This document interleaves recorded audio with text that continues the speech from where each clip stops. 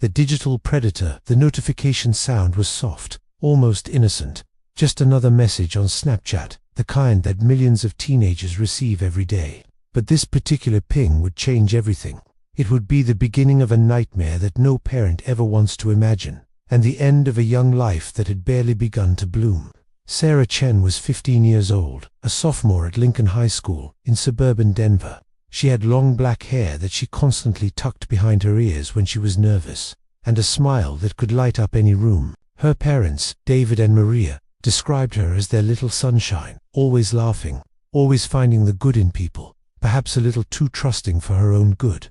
On that Tuesday evening in March, Sarah was doing what most teenagers do, homework spread across her bed, music playing softly in the background, and her phone buzzing with messages from friends. The house smelled like her mother's homemade dumplings, and the warm light from her bedside lamp created a cocoon of safety in her pink-walled bedroom. Everything felt normal. Everything felt safe. But safety, as we often learn too late, can be an illusion. The message came from someone calling himself Jake. His profile picture showed a cute guy, maybe 17 or 18, with sandy brown hair and kind eyes. He'd found her through mutual friends. He said he went to a school across town. He seemed harmless enough, even sweet. He complimented her latest story post and asked about her day with genuine interest. Sarah's parents had always been careful about internet safety.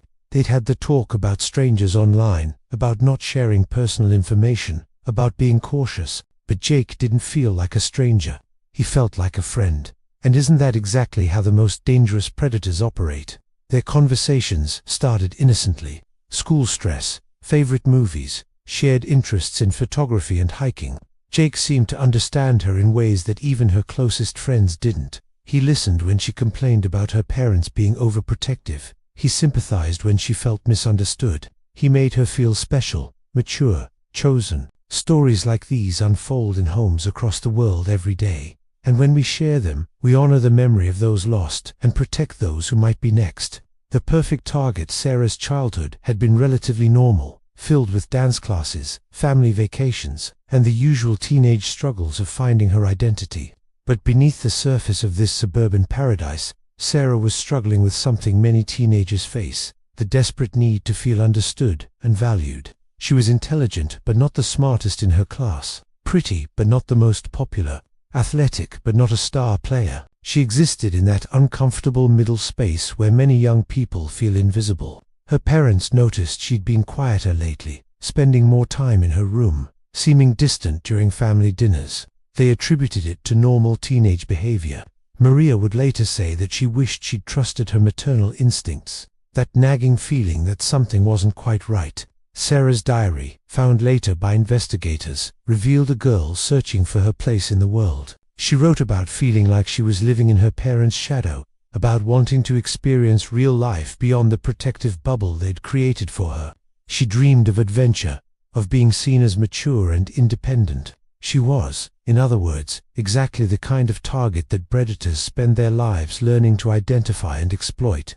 The man behind the Jake profile understood this psychology better than most. His real name was Marcus Webb, a 42-year-old construction worker with a history of inappropriate relationships with minors. He'd been watching Sarah's social media for weeks before making contact, studying her posts, learning her vulnerabilities, crafting the perfect persona to appeal to her specific needs. Marcus knew that Sarah posted about feeling misunderstood. He knew she loved sunset photography and complained about her parents' rules. He knew she was at that age where the approval of an older, seemingly more mature person would feel intoxicating. But Sarah didn't know any of this. To her, Jake was just a sweet guy who really seemed to get her, and that trust would prove to be fatal. The grooming process. The conversations evolved slowly, almost imperceptibly. What started as casual chats about school and hobbies gradually became deeper, more personal. Jake began to position himself as Sarah's confidant, the one person who truly understood her struggles. He was masterful in his manipulation. When Sarah mentioned feeling frustrated with her parents' curfew, Jake sympathized but didn't immediately suggest rebellion.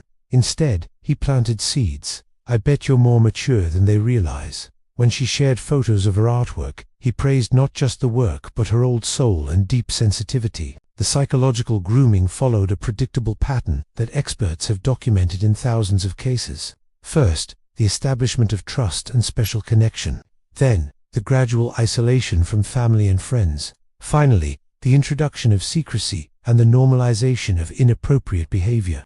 Jake began to suggest that their friendship was special, something that others, especially her parents, wouldn't understand. He started calling her mature for her age, different from other girls her age. He made her feel chosen, special, like she was part of an exclusive club of people who really understood life. The conversations moved from Snapchat to a more private messaging app.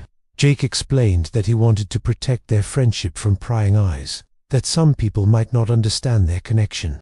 Sarah felt flattered by the secrecy, like she was living in a romantic movie where the misunderstood heroine finally found someone who saw her true worth. Her behavior at home began to change in subtle ways. She became more protective of her phone, angling it away when texting. She started arguments with her parents over small things, using their reactions as evidence of how unreasonable they were, evidence she could share with Jake, who always took her side. Maria noticed that Sarah seemed to be living in her own world, smiling at her phone at odd moments, seeming distracted during conversations. When she asked about it, Sarah would brush off her concerns with typical teenage dismissiveness. "It's nothing, Mom, just friends." 3 weeks into their online relationship, Jake began to escalate. The conversations became more intimate, more personal. He started asking about her experiences with boys, her feelings about relationships, her frustrations with being treated like a child. Then Jake suggested they meet. He'd been building toward this moment for weeks, carefully constructing a scenario that would feel safe and exciting to Sarah. He suggested a public place, a coffee shop in a trendy part of downtown Denver. The decision to meet him felt like stepping across a threshold into a more mature, exciting version of her life. The disappearance Friday afternoon, March 18th, Sarah told her parents she was going to study at Emma's house and would be home by 9. It was a lie that came easily, practiced through weeks of small deceptions. She took the bus downtown, her heart pounding with anticipation and nerves. The coffee shop was busy with the usual Friday afternoon crowd. Sarah arrived first and chose a table near the window, checking her reflection in her phone camera and texting Jake that she was there. She ordered a latte and waited, watching every person who walked through the door. But Jake never showed up. Instead, at 4:47 p.m., Sarah received a message saying there had been a family emergency and he couldn't make it. He was so sorry. Could they possibly meet somewhere else? Somewhere quieter where they could really talk? The new location was a small park about 10 minutes away. Sarah hesitated for a moment. It felt different from their original plan, more isolated. But Jake seemed genuinely upset about the emergency, and she didn't want to seem immature or inflexible. She walked to the park, texting updates to Jake about her location. The area was less crowded than downtown, with just a few joggers and dog walkers. Sarah found the bench Jake had described and sat down to wait. At 5:23 p.m., she sent her last text message. "I'm here, where are you?" Her phone showed the message as delivered, but never read. At 9:15 p.m., when Sarah hadn't returned home or answered her phone, her parents called Emma's house. Emma's mother was confused. Sarah wasn't there, and Emma was at her grandmother's house for the weekend. The panic was immediate and overwhelming. David and Maria called Sarah's phone repeatedly, getting only voicemail. They drove to Emma's house, to the mall, to every place they could think of where Sarah might be.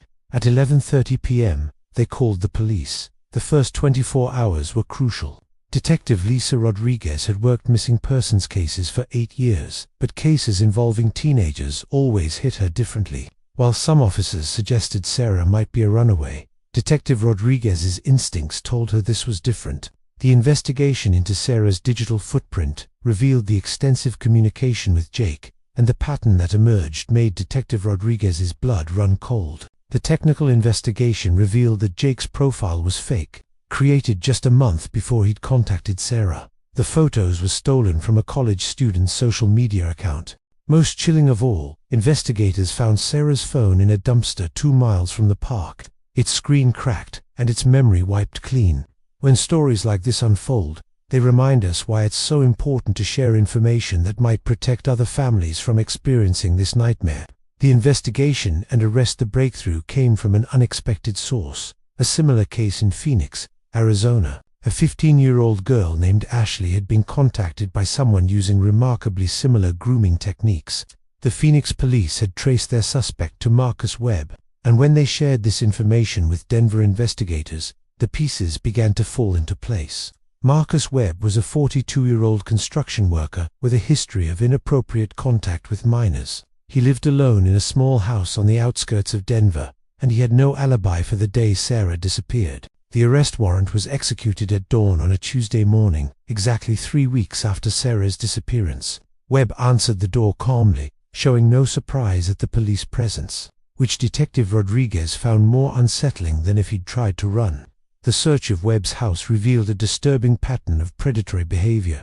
His computer contained hundreds of photos of teenage girls and multiple fake social media profiles. Most chilling was a notebook containing detailed information about dozens of local teenage girls, including Sarah. In Webb's bedroom, investigators found Sarah's favorite earrings, the ones her parents had given her for her 15th birthday, sitting on his nightstand like trophies. But Sarah herself was nowhere to be found. During interrogation, Webb remained largely silent, speaking only to request a lawyer. The evidence was mounting, but without Sarah, the case remained frustratingly incomplete. It was a hiker who found her 3 days after Webb's arrest.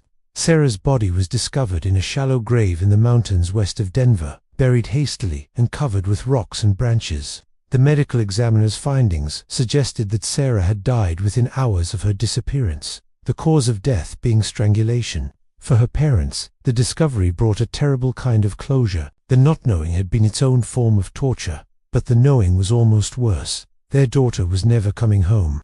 The trial and aftermath. Marcus Webb's trial began 8 months after Sarah's murder. The evidence was overwhelming. Webb's computer revealed months of planning, not just for Sarah but for other potential victims. The fake social media profiles, the detailed notes about teenage girls, the careful psychological manipulation. It all pointed to a man who made predation his life's work.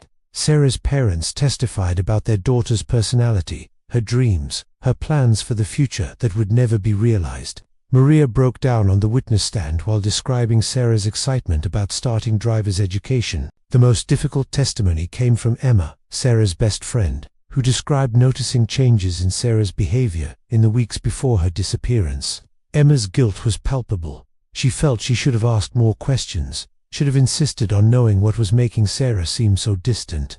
The jury deliberated for less than 4 hours before returning a guilty verdict on all charges: first-degree murder, kidnapping, and sexual assault of a minor. Webb was sentenced to life in prison without the possibility of parole.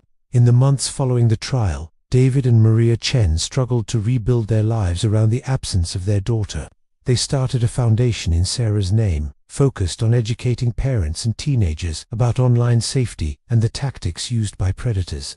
They spoke at schools and community centers, sharing Sarah's story not for sympathy but for prevention. Their message was simple: the internet has created new ways for predators to access our children, and we must be vigilant in ways that previous generations never had to be. The Sarah Chen Foundation has since helped pass legislation requiring social media companies to implement stronger monitoring systems. They've funded research into online predation and supported families of other victims. But for David and Maria, no amount of advocacy work can fill the silence in their home where Sarah's laughter used to echo. Understanding evil forensic psychologists who studied Webb's case found a man who was methodical in his approach, spending months studying potential victims before making contact. He understood teenage psychology better than many parents, recognizing the universal needs for acceptance and independence that make adolescents vulnerable. What made Webb particularly dangerous was his patience. Many online predators moved too quickly, triggering alarm bells. Webb was willing to invest weeks building relationships, making his victims feel like they were making their own choices rather than being manipulated. Perhaps most disturbing was the discovery that Sarah wasn't his first victim. Evidence suggested he'd been successfully grooming teenage girls for years, but most had never reported it due to shame, fear, or manipulation. Sarah's case became different only because she disappeared, triggering a massive investigation. How many other girls had suffered in silence, convinced that they were willing participants rather than victims of carefully orchestrated abuse? The legacy 5 years after Sarah's murder, her case continues to resonate. Schools now include digital citizenship and online safety as standard curriculum. Law enforcement agencies have developed new protocols for investigating online predation. Social media companies have implemented stronger safeguards. Emma, Sarah's best friend, became an advocate for teen safety education. Sarah taught me that secrets aren't always meant to be kept, Emma says during her presentations. Sometimes the most loving thing you can do for a friend is to break their trust in order to save their life. For David and Maria Chen, the work continues. They received hundreds of letters from parents and teenagers who say that learning about Sarah's case helped them recognize dangerous situations in their own lives. Each letter represents a potential tragedy averted. Sarah was our sunshine, Maria often says when speaking to groups. But even after she's gone, her light continues to protect other children. That's her legacy, and that's how we honor her memory. The empty bedroom in their house remains largely unchanged, a shrine to the girl who dreamed of growing up too fast and paid the ultimate price for trusting the wrong person. But Sarah's story lives on, shared by people who understand that knowledge is the best protection we can offer our children. Stories like Sarah's remind us that evil often wears a friendly face, that predators have evolved with technology, and that our vigilance must evolve as well. When we share these stories, when we talk about these difficult realities, we create a network of protection that spans far beyond any individual family or community. Sarah Chen was 15 years old when she died, but her story continues to save lives. In a world where one careless click can lead to tragedy, that might be the most important legacy of all. If this story intrigued you, subscribe to the channel to discover other real crimes that shocked the world and the minds behind them.